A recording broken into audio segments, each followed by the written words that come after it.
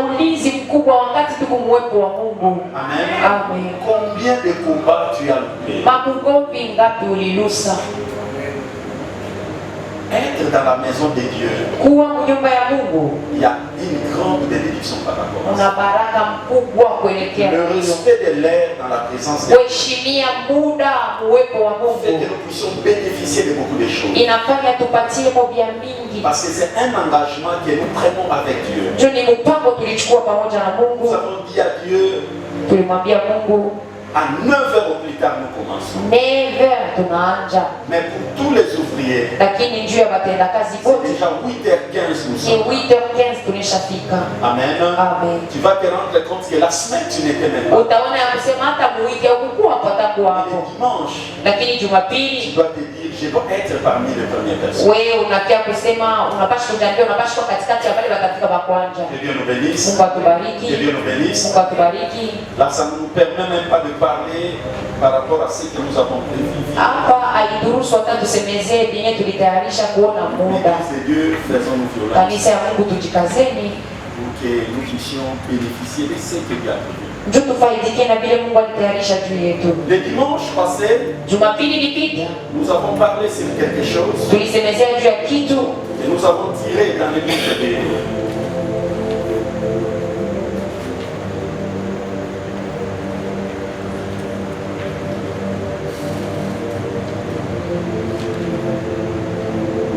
dans le livre de Josué chapitre 2, yenye tulichukua kitabu ya Yoshua mstari wa pili le verset 1er jusqu'au verset 6. mstari wa kwanza mpaka mstari wa sita. On nous avait parlé de Rahab.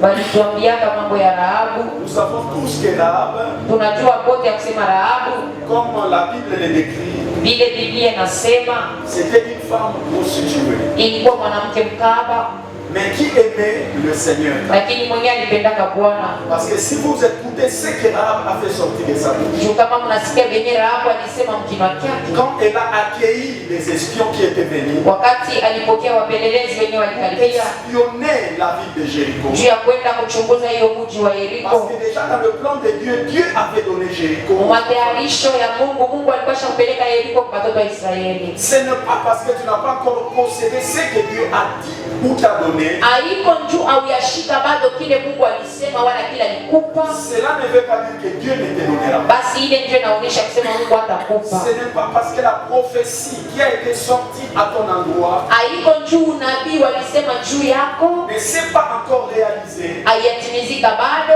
que cela ne se réalisera pas. ndio kusema ile haitatimizika. Rahab était une étrangère par rapport aux promesses de Dieu. Rahabu alikuwa mgeni kufuatana na malango ya Mais elle Mungu, avait saisi cette opportunité. lakini alishika hiyo bahati Quand elle a entendu, wakati alisikia, quand elle a vu wakati aliona que les espions qui étaient les Israéliens ya kusema wapelelezi walikuwa Waisraeli sont entrés dans la ville de Jéricho, waliingia mji wa Yeriko, elle était la première personne à aller les accueillir, alikuwa wa kwanza à kuwapokea les introduire dans sa maison, na kubaingiza mnyumba yake, à les protéger, kubalinda à les sécuriser. na Mais kubakinga. bien aimé, il y a des choses Wapendwa, kuna vitu que nous devons nous précipiter vyenye tunapasha kuharakisha à accueillir cela, kupokea hiyo à garder na cela. kuichunga. La parole de Dieu, Neno la Mungu c'est la chance la plus précieuse ni kitu kia bei que tu dois garder dans ta vie, kenye unapasha kuchunga pa que tu maisha dois yako, chérir dans ta vie. kenye unapasha kulinda pa maisha yako. Amen. C'est dans la parole qu'il y a la vie. Ni muneno njo kuna C'est dans la parole qu'il y uzima. a la bénédiction. Ni muneno njo kuna C'est dans la baraka. parole qu'il y a Amen. la transformation. Ni muneno njo kuna mabadiliko.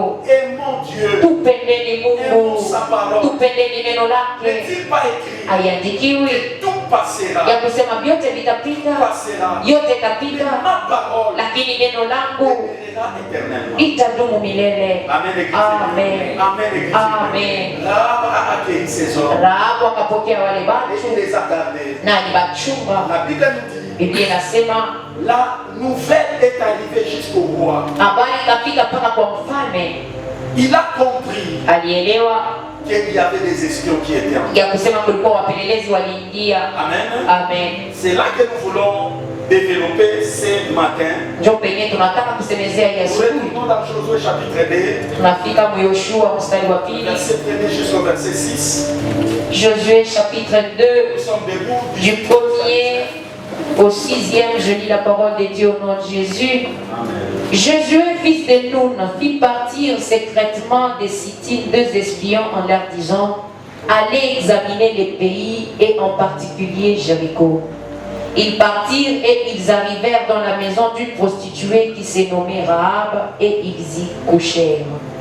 On dit au roi de Jéricho: voici des hommes d'entre les enfants d'Israël sont arrivés ici cette nuit pour explorer les pays. Le roi de Jéricho envoya dire à Rahab: fais sortir les hommes qui sont venus chez toi, qui sont entrés dans ta maison, car c'est pour explorer tous les pays qu'ils sont venus.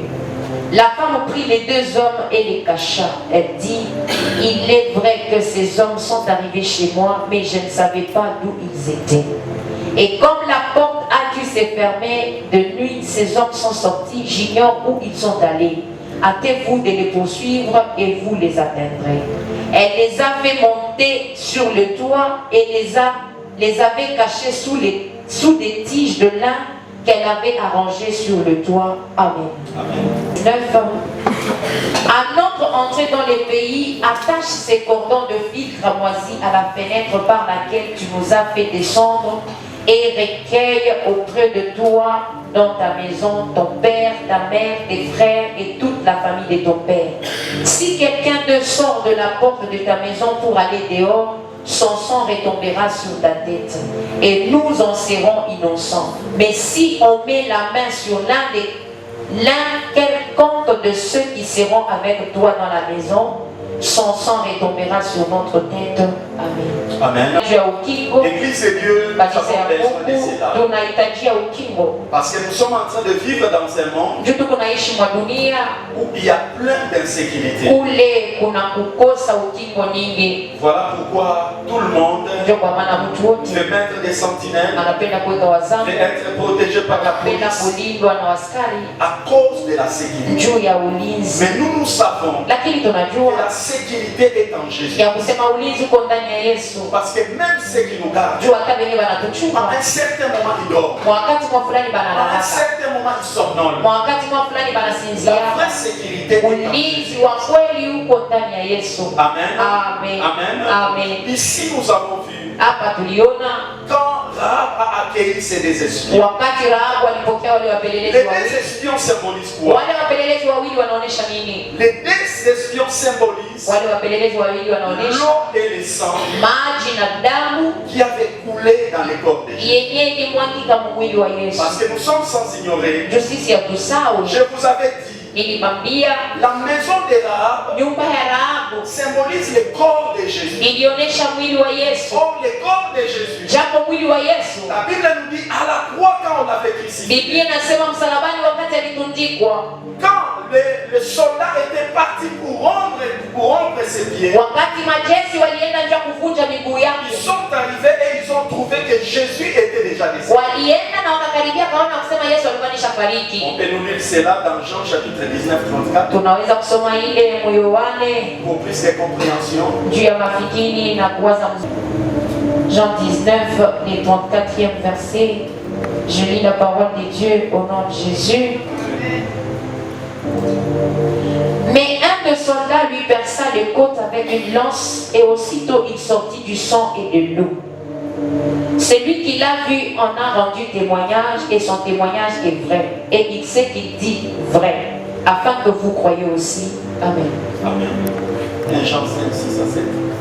On aille vite.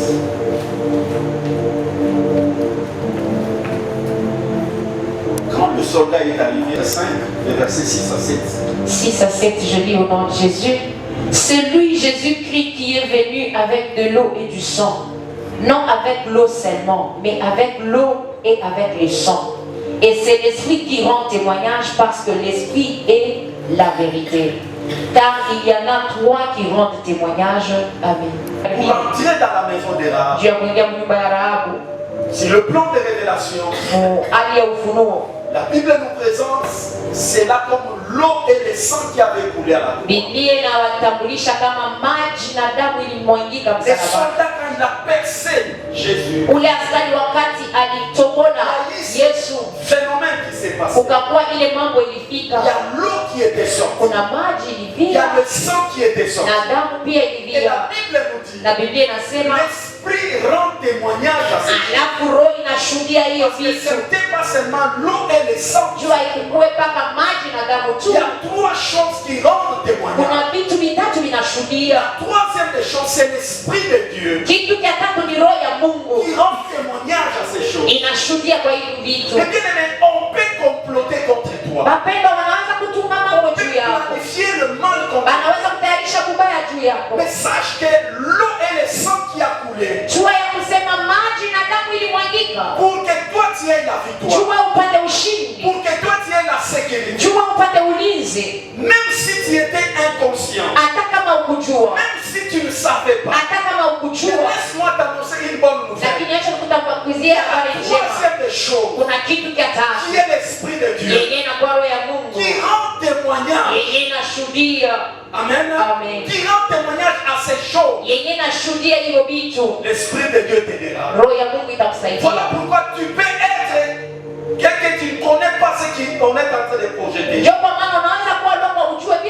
en dormant, l'Esprit de Dieu viendra te dire, fais attention. Fais attention. Là, c'est la troisième des choses qui parle. Voilà pourquoi j'aime l'Esprit de Dieu. Voilà pourquoi j'aime l'Esprit de Dieu. L'Esprit de Dieu nous parle pour des choses que nous n'étions même pas là. Pour des choses que nous ne connaissons pas. L'Esprit de Dieu vient nous révéler. L'Esprit de Dieu vient nous parler. Ne néglige pas l'Esprit de Dieu.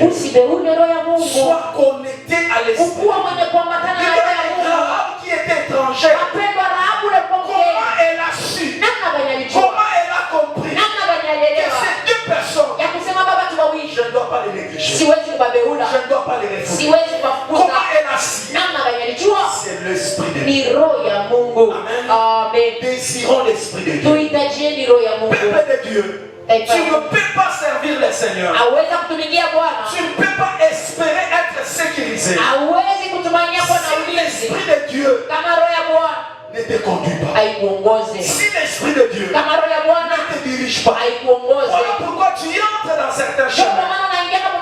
Les obstacles et les embûches t'arrivent facilement. Pourquoi? Parce que l'Esprit de Dieu n'est pas avec toi. Ne te convainc pas. Ne te conduis pas. Ne te dirige pas. Mais soyons conduits par l'Esprit. Rahab a réussi cette révélation. Elle a accueilli ses hommes. Elle les a gardés. Plus grave encore, elle les a cachés.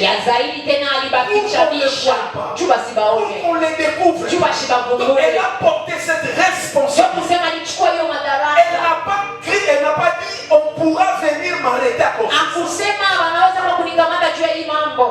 ça. Amen. Mais elle a fait ce qu'elle pouvait faire. Quand l'armée, les informateurs sont arrivés, je ne sais pas. Je ne connais rien. Pour sécuriser ces désespoirs. Amen. La Bible nous dit, quand ces hommes sont partis, ils ont laissé les instructions à qu'est-ce qu'elles ont dit? Quand nous reviendrons, mets un fil de cramoisi, mets un fil rouge sur la porte, sur la fenêtre. Quand nous allons arriver, nous allons tenir compte de ces choses. Tu as besoin du sang. Tu as besoin du sang pour ta protection et pour ta sécurité. Mais le sang de Jésus joue un rôle très important. Joue un rôle très important. Voilà pourquoi le sang devait couler. Voilà pourquoi l'eau devait couler. Pour notre protection et pour notre sécurité. Voilà pourquoi Apocalypse nous dit, ils l'ont vaincu à cause des sangs et à cause de la parole de leur témoignage. C'est le sang qui nous donne la victoire. C'est le sang qui nous donne la sécurité.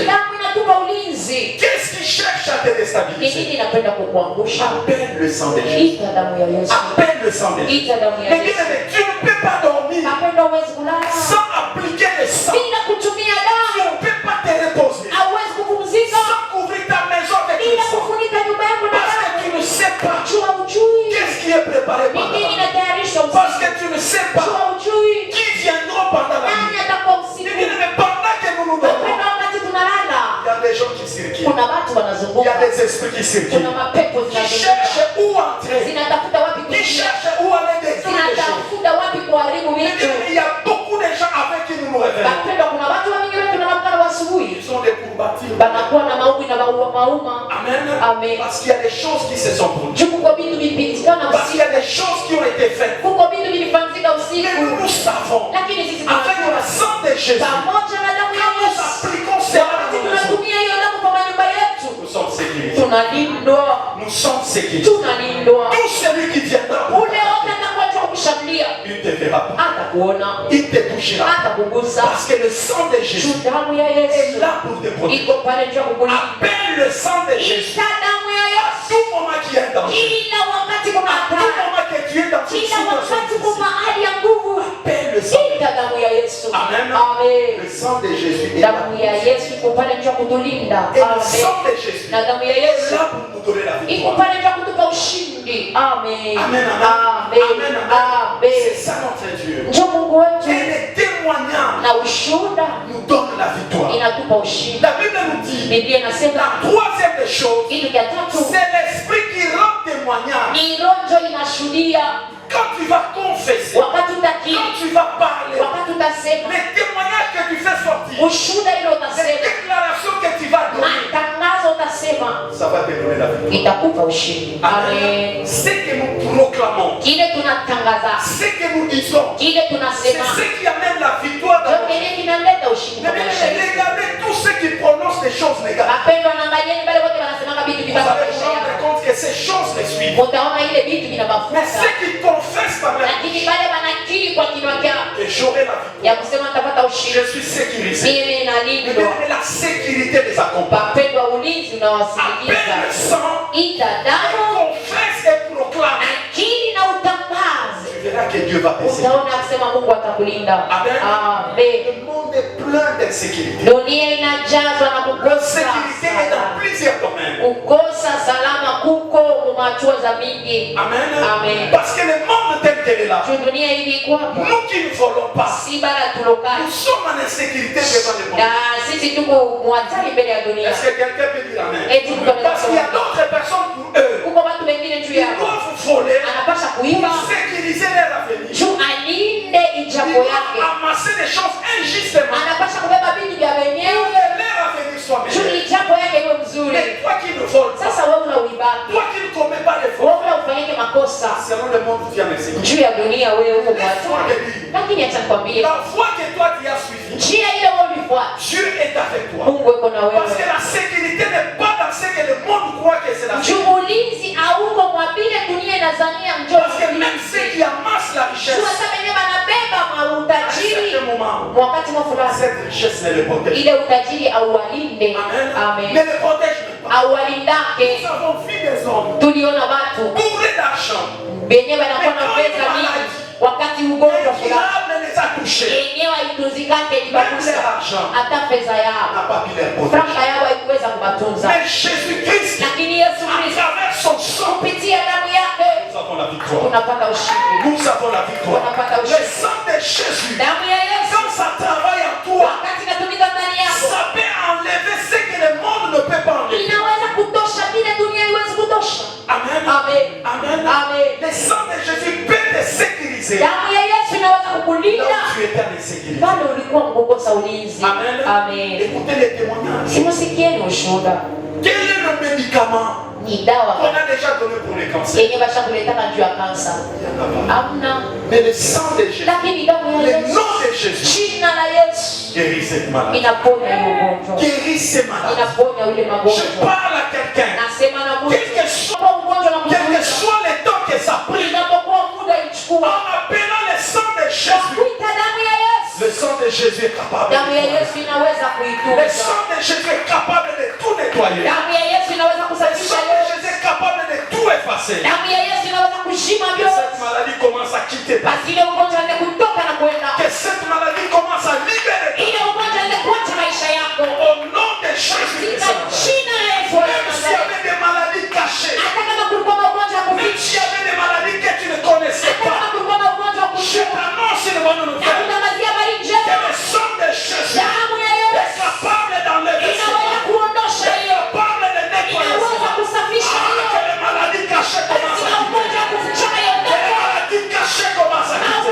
Que les maladies des mondes des ténèbres commencent à quitter. Que les maladies de la sorcellerie commencent à quitter. À cause des sangs de Jésus.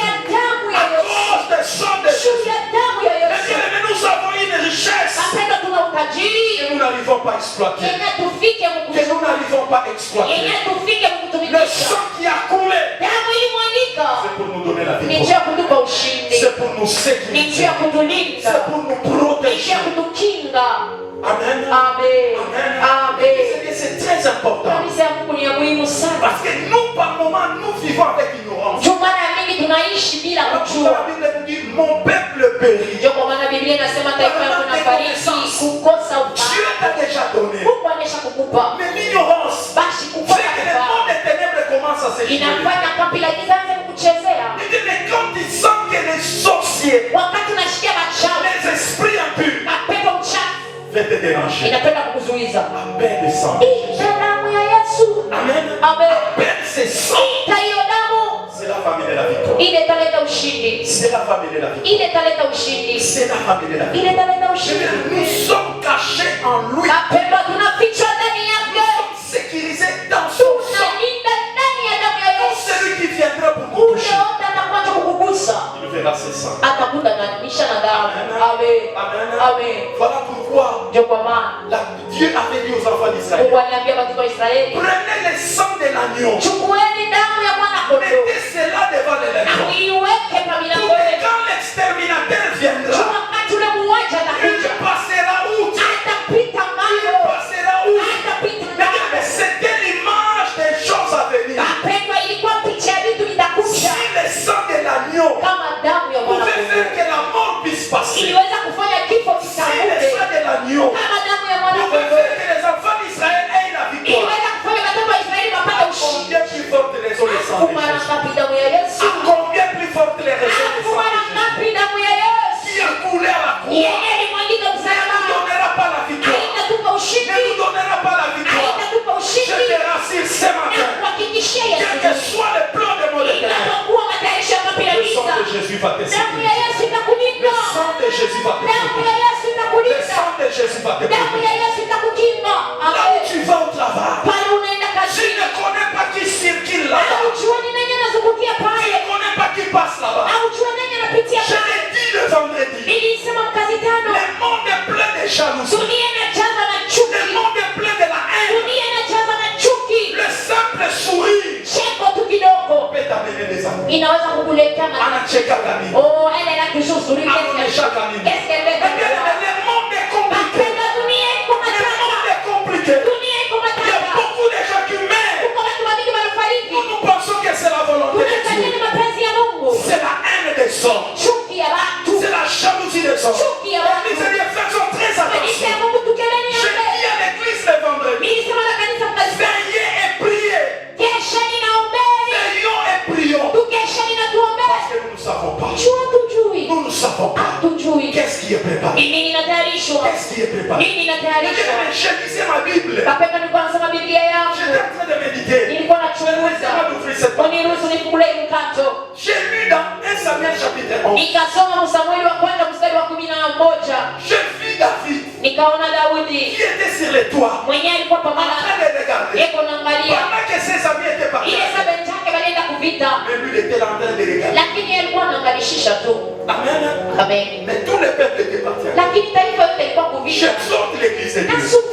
Pendant que les autres sont en prière, viens prier avec eux. Viens prier avec eux. Ne fais pas comme David.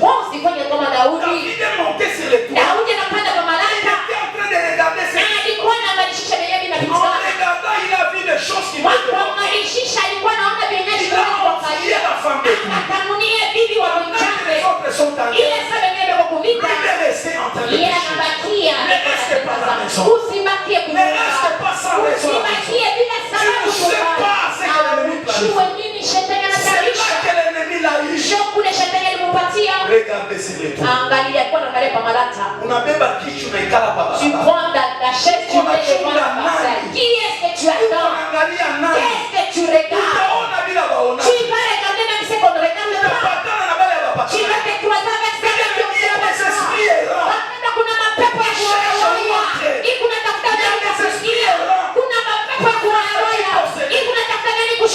Ne sois pas les clients de mon éternel. Ne sois pas les clients de mon éternel. Est-ce que je parle à quelqu'un? Ne sois pas les clients de mon éternel. Parce que le diable rôde. Amen. Sans objectif. Mais il sait ce qu'il cherche. Il peut entrer comme ça. Nous pensons qu'il ne cherche rien. Mais il cherche quand même quelque chose. Ne sois pas de ces candidats. Que l'ennemi va entrer. Sois toujours protégé par le sang. Sois toujours sécurisé par le sang. Voilà pourquoi chaque matin, quand les enfants viennent à l'école, touche-les. Dites, je vous couvre. Les sorciers de votre classe ne vous verront pas. Le monde ici ne vous touchera pas. Tu as prononcé, tu as déclaré, tu as cédé quelque chose. Amen. Je couvre mon mari avec le sang de Jésus. Tous les amis avec qui il travaille, quel que soit ce qu'ils vont dire, mon mari sera protégé. Je te dis que dans le monde spirituel, tu as planté quelque chose. Tu as planté quelque chose. Amen. Quand ces gens-là viendront pour lui faire, je ne sais pas de pour qu'il tombe dans le piège, ils le verront. Ils le verront. Amen. Ne soyons pas dans la distraction. Ne soyons pas dans la distraction. David a cru se reposer. Mais il s'est cherché des amis. Il est tombé avec Bathsheba. Amen. À cause du repos. Nous nous reposons. Quand il y a prière, à moins qu'il y ait une raison. Est-ce que je parle à quelqu'un? Mon frère, tu peux rater au culte. Si seulement il y a une raison. Ça peut arriver pour des raisons de travail. Ça peut arriver pour des raisons d'autres peut-être familiales. Ça peut arriver. Mais tout simplement comme ça. Parce que je suis fatigué. Amen. Tu sais passer complètement. Tu sais passer complètement. Nous épargne de beaucoup de choses. La prière sécurise de beaucoup de choses. Amen. Si vous lisez, vous continuez toujours dans 2 Samuel chapitre 1. Vous verrez que David, après qu'il est tombé avec Bathsheba, c'était la femme d'Uri. C'était la femme d'autrui. Quand cette femme l'a dit, je suis enceinte, qu'est-ce que David a fait? Il a envoyé la nouvelle à Joab, le chef d'armée. On ramène Uri. Amen. Et quand il est rentré, lui qui était en guerre, il est passé dans la maison de David. La Bible nous dit, il s'était assis avec David. Lui qui était un soldat subalterne. Si David préparait quelque chose, la Bible nous dit David l'a accueilli sur sa table. Il mangeait avec Uri. Il lui a donné ce qu'il pouvait lui donner. Pourquoi? Parce que David voulait cacher quelque chose. Laisse-moi t'annoncer une nouvelle. Il y a des gens qui cachent quelque chose. Mais leur façon de t'avoir. Amen. David a cherché à rapprocher. C'était pas pour lui faire du bien. Il cherchait comment détruire. kumharibu. Amen. Après qu'ils aient mangé, kisha hapo kumaliza kula, anamrudisha Uru arudie kwa ende akalale na mke wake, juu aseme l'enfant que Bathsheba porte, ule mtoto yuko na Bathsheba, ce n'est pas l'enfant de David, haiko mtoto wa Daudi, c'est l'enfant de ni mtoto wa Uri. Mais Uri, lakini Uri qui avait la connaissance de ces choses, mwenye alikuwa na ufahamu ya hiyo vitu, il n'était pas parti chez lui. hakuenda kwake, Il est resté dehors le palais, akabakia nje ya chumba na Daudi. Et David, quand il a appris la nouvelle, na Daudi wakati alifundishwa ya kusema Uri akuja kwake, alafu ataita tena Uri, akamwambia mimi silikurudisha kwako nyumbani, juu ya nini haukuingia? Sikieni jibu ya Uri, siwezi kwenda kulala na mke wako ile sasa ndugu ya milele iko chini ya hema ile sasa wewe na gombana contre les Philistins, contre les étrangers. Je n'irai pas dormir. Je ne dormirai pas chez toi. Tant que l'ennemi te dérange. Tu ne dormiras pas paisiblement. Tant que les choses ne marchent pas chez toi. C'est un contraste des éléments. Tu n'as pas de boulot. À la maison, il n'y a même pas mangé. Mais tu dors.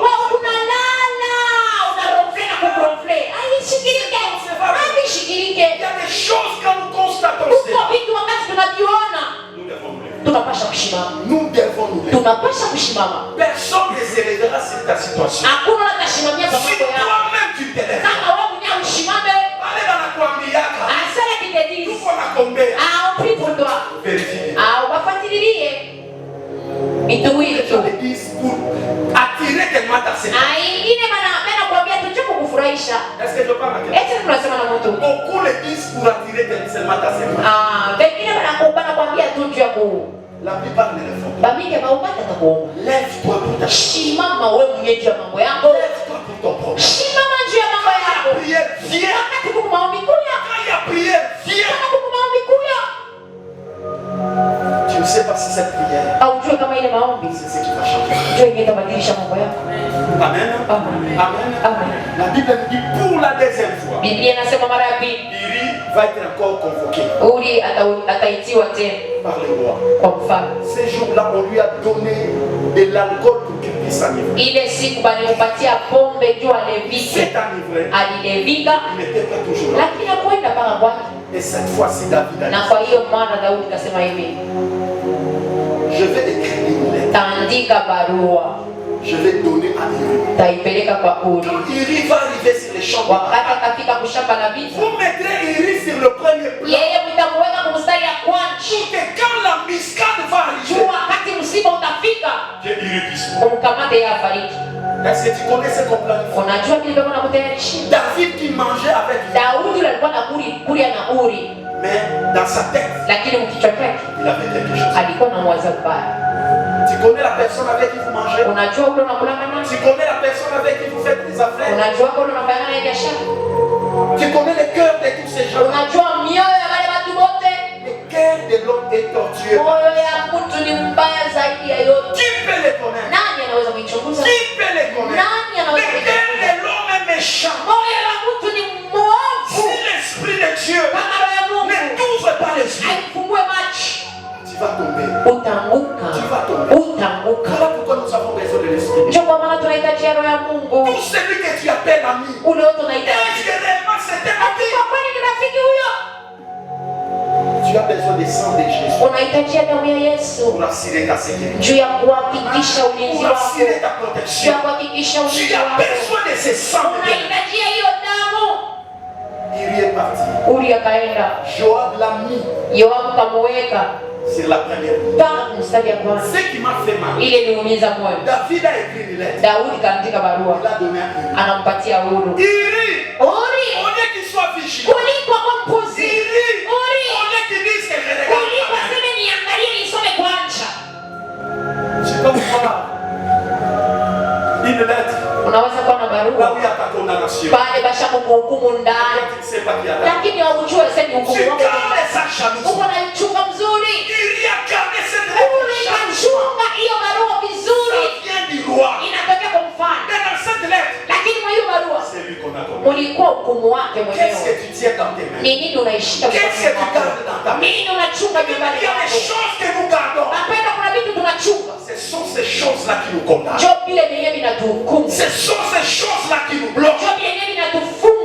Il rit avec sa lettre, ne sachant pas que c'est là la décision de sa vie. Et il est allé, il a donné sa joie. Et Joab a pris. Il a lu. Il a compris qu'il devait le mettre. Quel est l'acte qui te condamne? Quel est l'acte qui te condamne? Il y a des gens qui tiennent l'acte qui les condamne. Et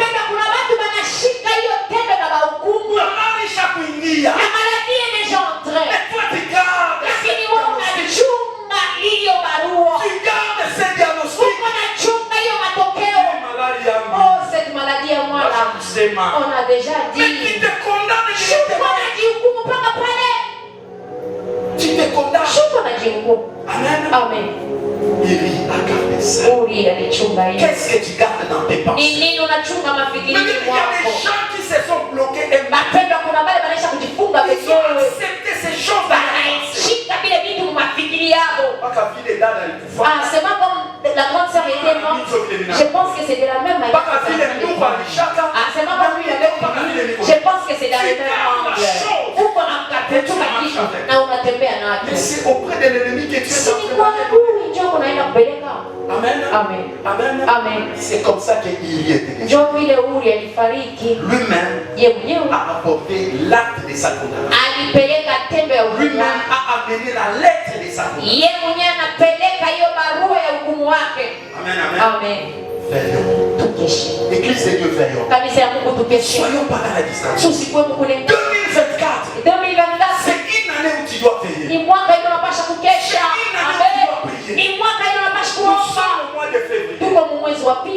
C'est le deuxième mois. C'est le mois le plus court de l'année. L'église de Dieu, bientôt là vous allez voir. Nous allons entrer au mois de mars. Amen. Parce qu'aujourd'hui c'est déjà le 11. Donc l'autre dimanche. Ça sera je crois le 18. Amen. Donc l'autre semaine. Ça sera le 25. Je ne sais si c'est 4. Ne sois pas dans la distraction. Ne sois pas dans la distraction. Demande la sécurité. Demande la protection. Avant on se disait les gens meurent au mois de décembre. Le diable n'a pas un mois où il travaille. Nous savons qu'il travaille tous les jours. À la fin de l'année, ce sont des moments où il donne des sacrifices. Pour que l'année soit bonne. Mais même au début de l'année. Amen. Regardez comment les gens sont en train de mourir. Regardez. À un certain moment, fait même des tours. On n'a plus qu'à tout tourner. Tu passes même du côté de on n'a plus qu'à tout tourner. Tu vas comprendre les mondes. Tu es ici à Maïcha. Parce que tu crois que la vie est bien. Il y a des choses qui se passent. Pendant que toi tu dors. Il y a des choses qui se passent. Pendant que toi tu es ici. Ne sois pas dans la distraction. Ne sois pas dans la distraction. Quand il faut prier. Prie. Quand il faut venir dans la maison. Que l'église ne soit pas un lieu d'habitude. Dimanche. J'ai rien à faire, hein? Je passe à l'église. Amen. Nous venons dans la maison de Dieu. Parce que nous servons notre Dieu. Nous l'aimons. Voilà pourquoi nous venons. Et comme nous l'aimons, lui aussi nous révèle ce qui est caché. Ce que nous savons. Amen. As-tu la révélation de ta vie? As-tu la révélation de tes enfants? As-tu la révélation de ce qui est planifié? Cherche la révélation. Le monde n'est pas ce que toi tu crois. La même personne qui peut t'acclamer maintenant.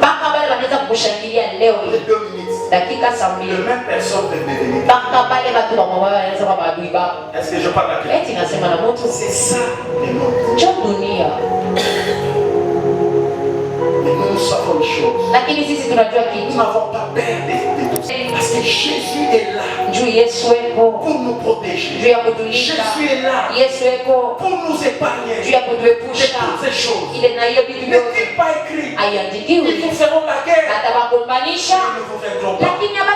C'est Dieu qui dit. La guerre viendra. Les attaques viendront. Mais nous savons une chose. Que Dieu est là pour nous sécuriser. Dieu est là pour nous protéger. Dieu est là pour veiller sur nous. Sois caché en Jésus. Sois caché en Jésus. Sois caché en Jésus. C'est la sécurité par excellence. C'est la sécurité par excellence. Tu sors avec ta voiture. Je couvre ma voiture. Tu montes dans le taxi. Je couvre le taxi. Tu ne connais pas qui monte avec toi. Tu ne connais pas qui fait route avec toi. De Jonas qui est entré dans un navire. Donc il y a des gens avec qui nous faisons route ensemble. Ils ont leurs problèmes. Si toi tu ne fais pas attention, tu seras victime avec eux.